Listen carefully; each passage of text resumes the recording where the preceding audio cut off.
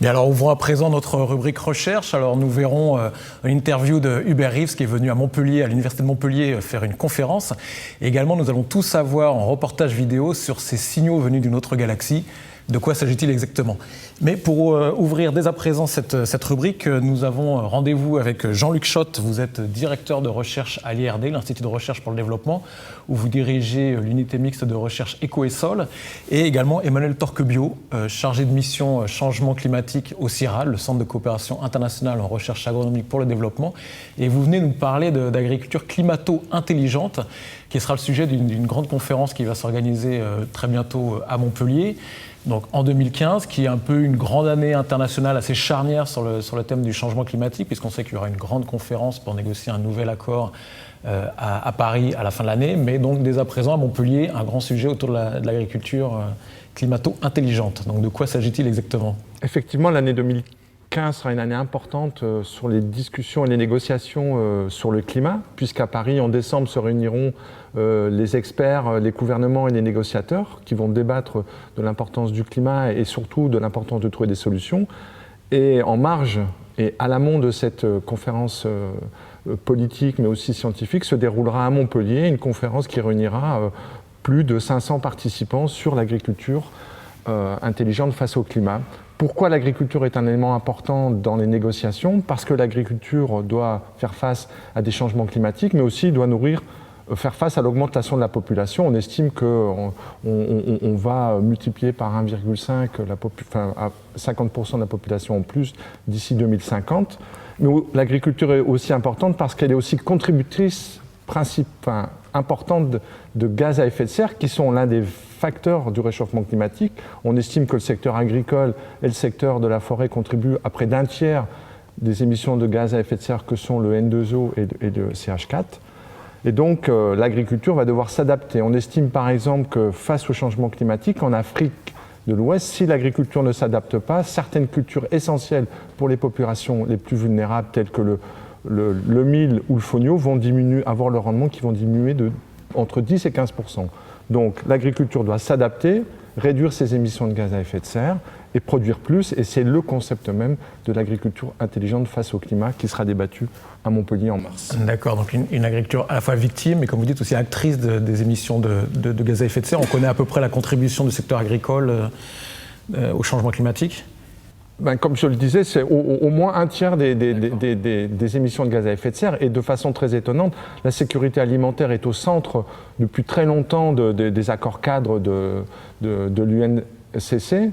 Mais du fait des difficultés de mesurer les émissions de gaz à effet de serre, très peu d'États prennent en compte dans leurs négociations le secteur agricole. Et c'est l'un des grands enjeux, au-delà de la conférence de Paris, de mieux définir la place de l'agriculture dans les conventions internationales. D'accord, donc ce qui sera du coup discuté, Emmanuel Torquebiot, vous faites partie du comité d'organisation de cette conférence qui se tiendra à Montpellier. Donc vous pouvez nous dire un petit peu quel est le programme de cette conférence, qu'est-ce qui sera effectivement discuté autour de cette agriculture intelligente? Oui, mettre en avant ce concept complet d'agriculture climato-intelligente pose des questions scientifiques importantes auxquelles nous devons essayer de répondre.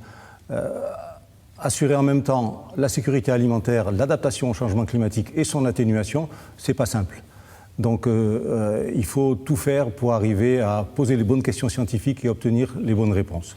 Donc nous avons une conférence scientifique qui est la troisième dans une série, qui fait suite à une conférence précédente aux Pays-Bas il y a 4 ans et aux USA il y a 2 ans. Et celle-là est la troisième dans la série, qui réunit donc plus de 500 chercheurs et spécialistes du monde entier pour traiter de cette question, échanger sur ce qui se fait déjà dans les différentes régions du monde, au nord et au sud.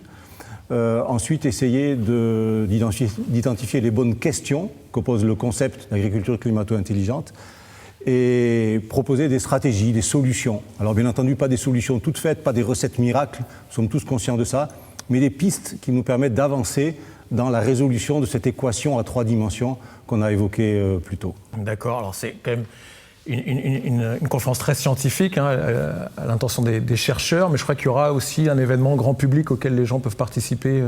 Oui, alors il y a deux éléments qui nous font aller au-delà de cette dimension scientifique que j'ai décrite. La première, c'est que nous, scientifiques, nous cherchons à faire au maximum le lien avec les changements en général et notamment les changements des politiques publiques. Donc pendant la conférence, nous avons l'ambition de produire des résultats, des recommandations qui pourront être utiles aux décideurs et pour les modifications des politiques publiques.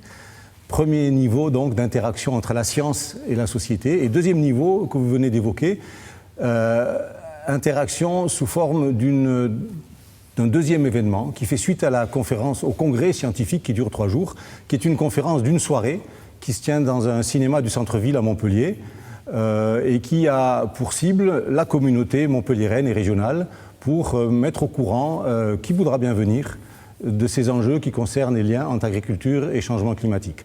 Nous aurons une table ronde donc animée par un journaliste avec des intervenants de l'INRA et des intervenants africains également. Parfait, donc ce sera le 19 mars au cinéma Diagonale à 20h.